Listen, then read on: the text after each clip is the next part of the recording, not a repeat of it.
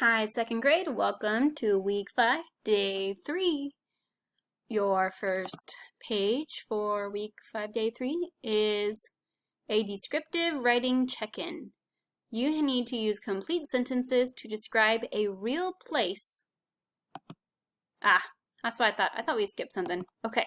For reading today, you are going to read The Crow and the Jug story. Okay, it is a fable that is about a thirsty crow. Then you are supposed to answer the questions below. There's only 2 questions, okay? And it's multiple choice. Then for writing, you are going to use complete sentences to describe a real place you have visited. Think of your 5 senses.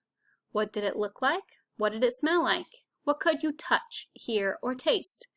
Now, boys and girls, I know this is kind of funny to think about, maybe the places that you've been. So maybe you might think about a restaurant. Maybe it's your favorite restaurant. Or maybe you've been out of the country or something, and you went to a restaurant there, and you can tell maybe what you tasted, what you touched, heard, or smelled, and what did it look like there, okay?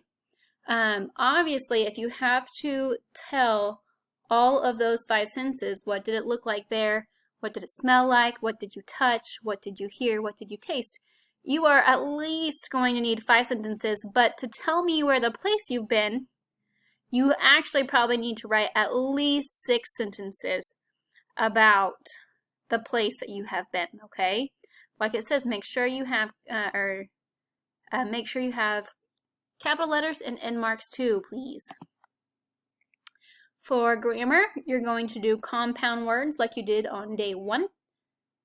And you are going to use the first word in this column, pair it with one of these words up here, and then make the new word. Boys and girls, the new word needs to be put together. So let's see. I mean, they even have the pictures over here on the side, so that helps you a lot. So news what? Well, this is a newspaper. So I know paper is going to be the answer. News plus paper. P-A-P-E-R.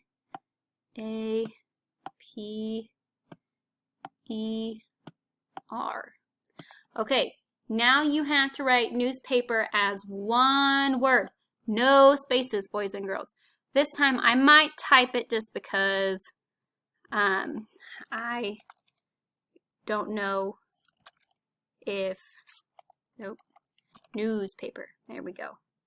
I don't know if I could fit it all in there if I didn't. So I'm going to move my I'm going to make my box smaller. Okay. And move my word newspaper to the line so it looks all nice right where it's supposed to be. Okay. So newspaper, it's one word, no spaces. Okay. I would like for you to finish the rest of that. And then for math, you have time. Okay, so you're basically just reading the clock and putting your hour over here and your minutes over here. All right, that is it for day 3. I hope you have fun working. If you have any questions, let me know. Have a good day.